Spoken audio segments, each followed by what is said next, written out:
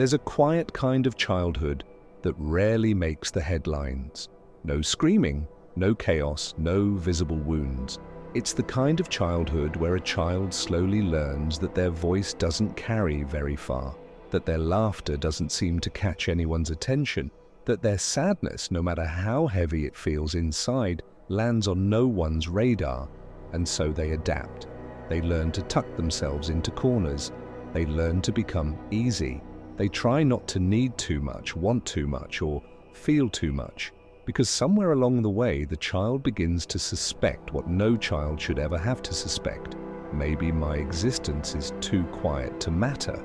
Psychologists have a term for this: internalized neglect. It doesn't leave bruises you can see, but it leaves imprints all the same, on the way a child learns to think, to feel, to love, to exist. Over time, the neglected child's brain rewires itself around absence. It expects silence. It anticipates disappointment. It learns to believe that having needs is somehow wrong, selfish even. A child who grows up ignored doesn't just stop asking for love. They start believing they shouldn't need love in the first place. Maybe you've seen it before: a crowded living room, a parent scrolling through their phone, a little hand tugging at a sleeve, waiting for just one glance, one word, one sign that says, "I see you," but nothing comes. And to an outsider, it might look like nothing serious happened.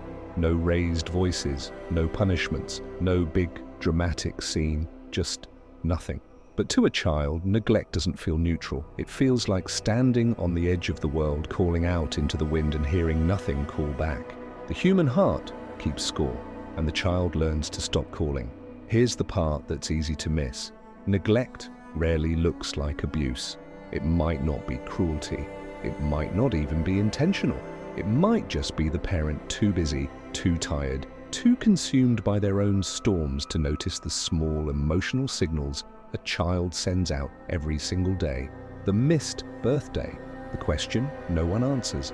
The moments when joy spills out of a child's face but no one turns their head to see it. These moments pile up like invisible stones, shaping the architecture of a child's inner world. Over time, the child learns to fold inward. They stop showing excitement because no one responds. They stop expressing sadness because no one notices.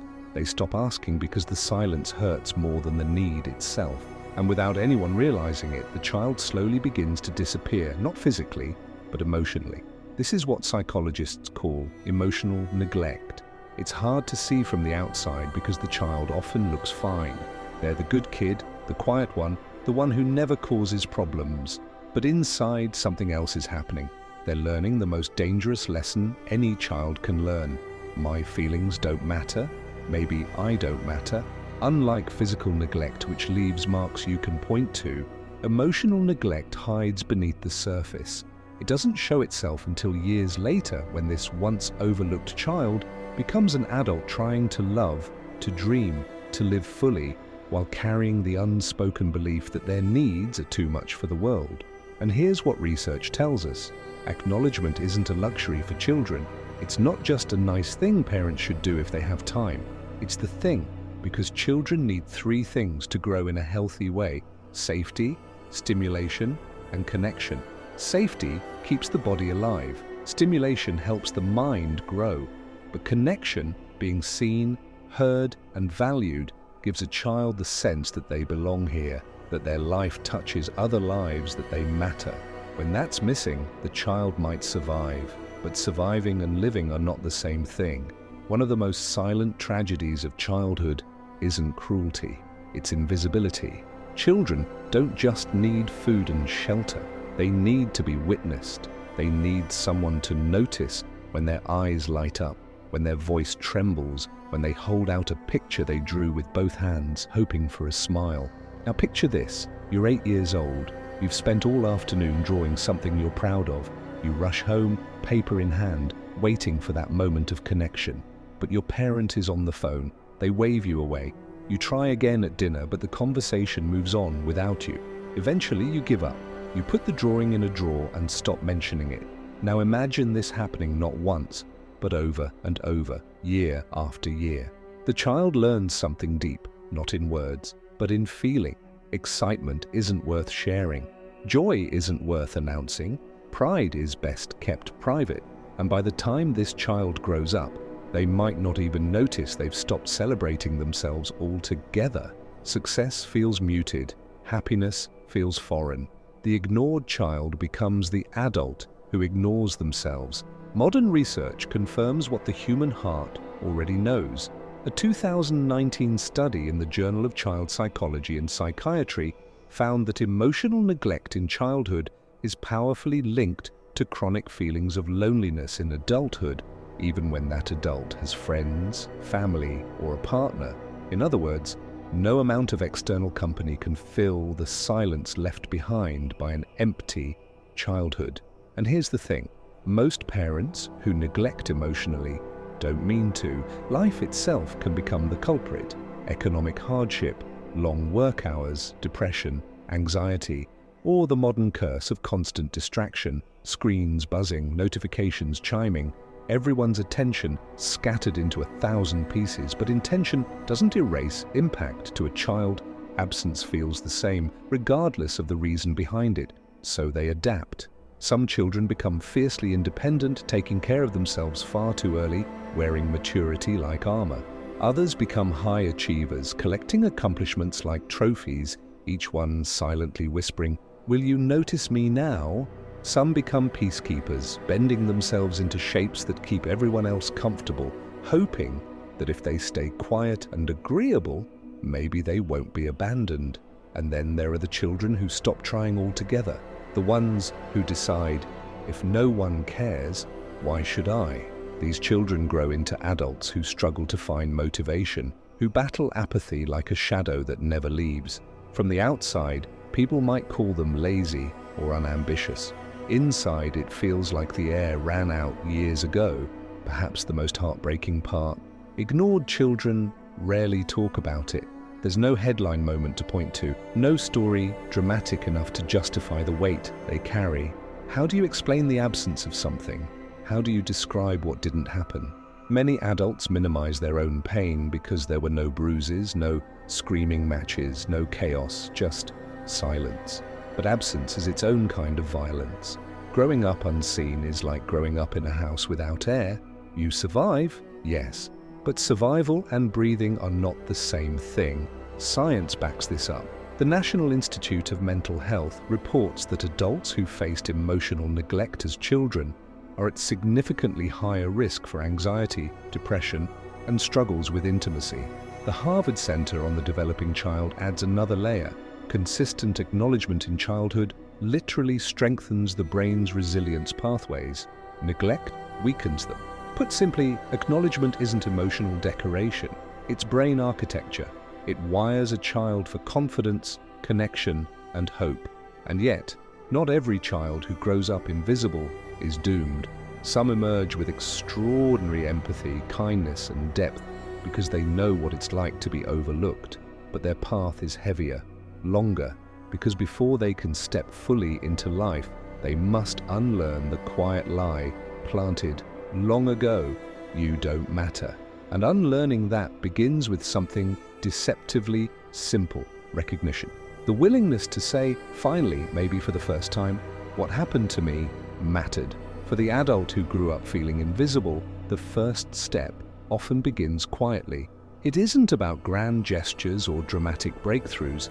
It starts with something deceptively small, acknowledging what was missing, saying, even if only to yourself, my needs were real, my pain was valid, what happened to me mattered.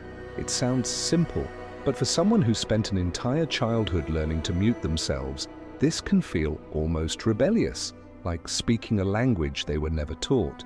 And yet it's where healing begins. Because acknowledgement isn't something we outgrow. The need to be seen doesn't magically vanish the moment we turn 18. It just goes underground. It hides behind ambition, perfectionism, relationships, achievements. But the longing itself, it stays. That's why the journey of healing isn't about pretending the past didn't matter. It's about bringing into the light what was once ignored, and it shows up in ways many people never realize. Take friendships. The ignored child often becomes the friend who listens deeply, who shows up when you call, who notices when you're not okay, because they know what it's like to be overlooked. But here's the irony: while they're quick to support others, they rarely ask for support themselves.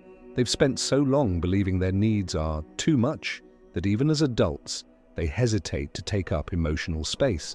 To the outside world, they look selfless, generous, strong. Inside, there's often a quiet ache. Why don't I matter as much as everyone else? It's not selfishness, it's the natural longing for balance, for relationships that feel like a two-way street instead of a one-sided performance. Romantic relationships often make this pattern even more visible. Some adults who grew up ignored swing in one direction. They cling tightly to anyone who shows them affection.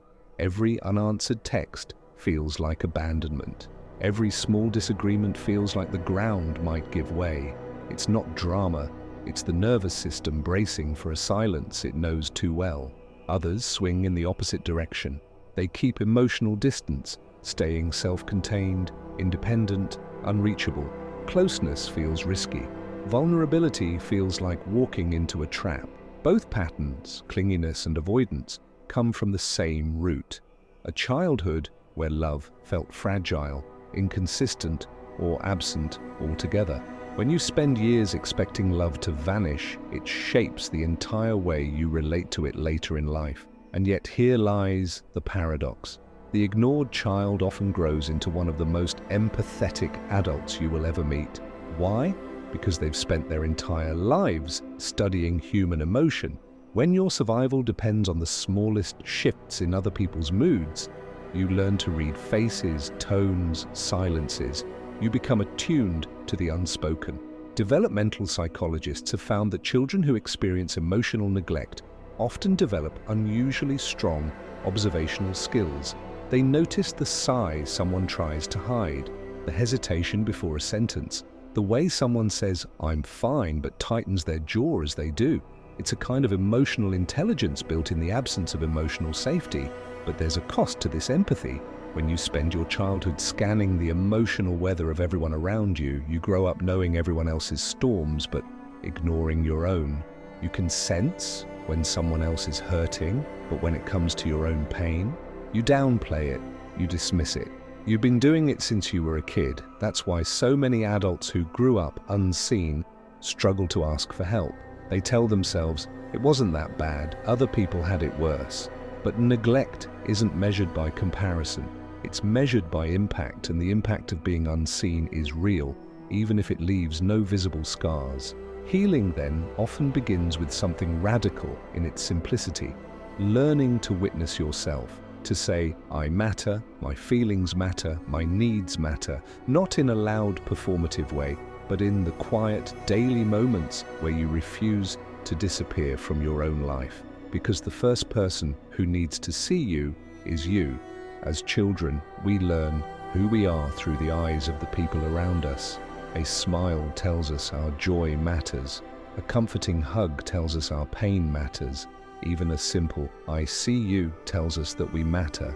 But when a child is ignored, when their feelings and thoughts vanish into silence, something subtle but profound happens.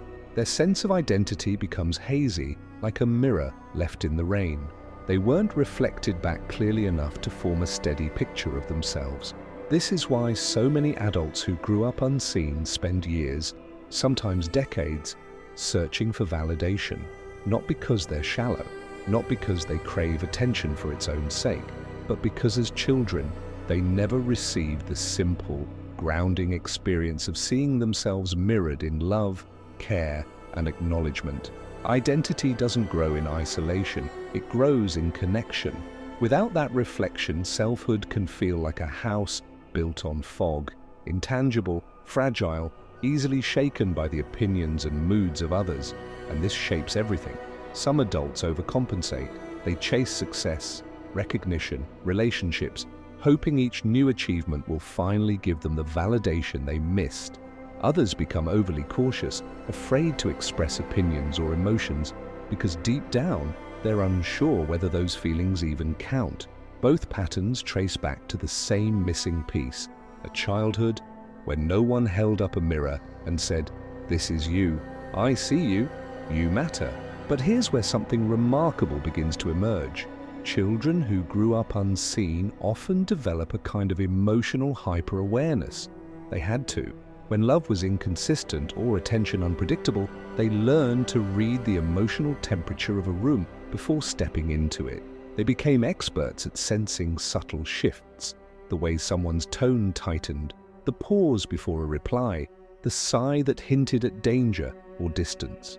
This hyper-awareness often follows them into adulthood. It can become a gift, the ability to empathize deeply, to sense what others need before it's spoken, to hold space for people in ways few can. But every gift carries a cost, because while they tune in to everyone else, they often tune out themselves. They become so focused on managing the emotions of others that their own feelings stay buried, unnamed, unattended. It's like living with the volume turned up on the world while your own voice stays muted. And over time, this can lead to exhaustion, resentment, even a sense of losing touch with who they are beneath all that caretaking. Psychologists sometimes call this the invisible self, a self so busy surviving, adapting, pleasing, or protecting that it never had the chance to simply be. And yet this same story can take an unexpected turn, because the same sensitivity that began as a survival strategy can also become the doorway to healing. When people who grew up unseen finally begin to turn that empathy inward, when they start noticing, listening, and responding to their own emotions, the transformation can be profound. It's like meeting themselves for the first time. For some, this begins in therapy. For others, in journaling, meditation, art, or simply learning to name feelings they once dismissed. At first, it feels foreign, asking, what do I want? What do I feel? What do I need? But slowly, something shifts. The same attentiveness they once offered the world begins to circle back toward themselves. And for the first time, their identity grows roots not in how others respond, but in how deeply they begin to witness themselves. The human mind has a resilience that borders on the miraculous. Even when a child grows up unseen, carrying years of silence inside them, there is often this flicker of defiance, a quiet, stubborn hope that things could be different. That's why so many adults who grew up ignored eventually seek healing. They read books about psychology, they turn to therapy, they journal their deepest thoughts, they meditate, they reflect, they search. They are not content to stay trapped in the emotional absence they were raised in. They want to break the silence, and that desire alone, that willingness to even try, is proof of strength. It means the story isn't over. Neuroscience has shown us something remarkable.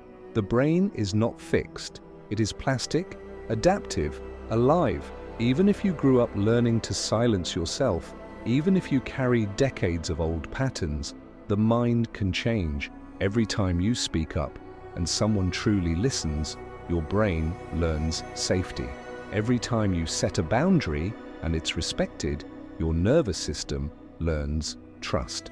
Every time you tell the truth about how you feel and the world doesn't fall apart, your whole body learns that connection is possible. Healing isn't always loud or dramatic. Sometimes it's as small as saying to a friend, I need you to listen to me right now.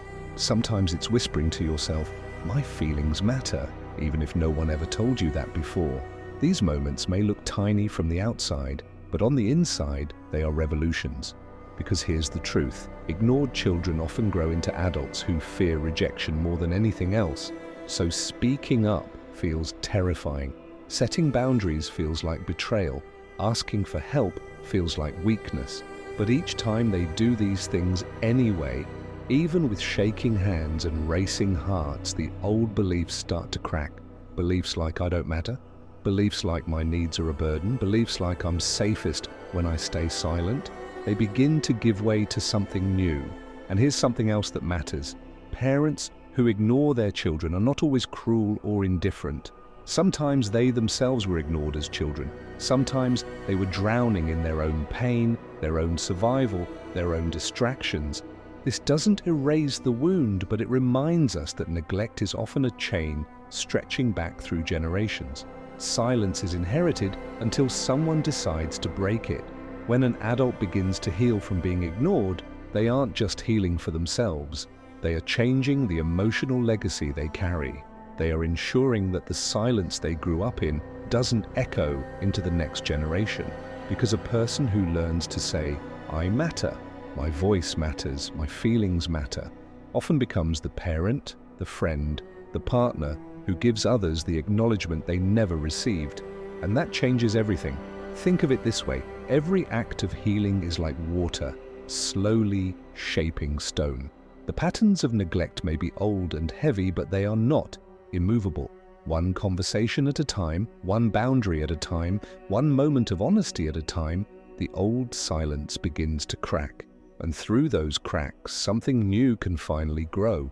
Every ignored child who learns to listen to themselves becomes someone who listens differently to the world. Every ignored child who learns to value their needs grows into the kind of parent, friend, or partner who shows others their needs matter too. Healing doesn't stay contained, it ripples outward.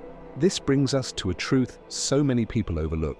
The child who felt invisible often carries a story that can change lives. Because when they break the silence that shaped them, they don't just reclaim their own voice, they give permission for others to do the same. Think about it.